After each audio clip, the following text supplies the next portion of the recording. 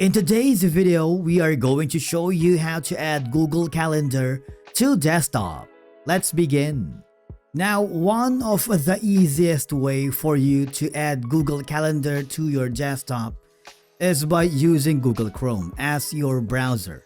Because on the top right corner, there is like a three dots icon where you can simply click on it and then hover down below.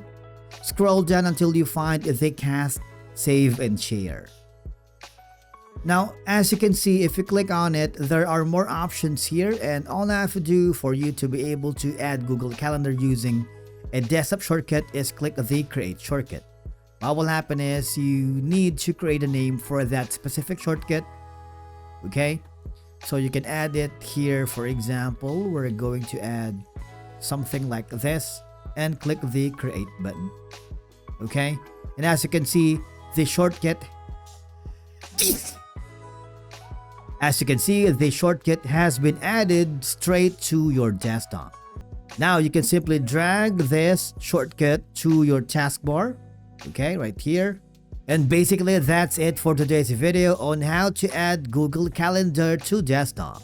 Thank you so much for watching. We will see you again in the next video.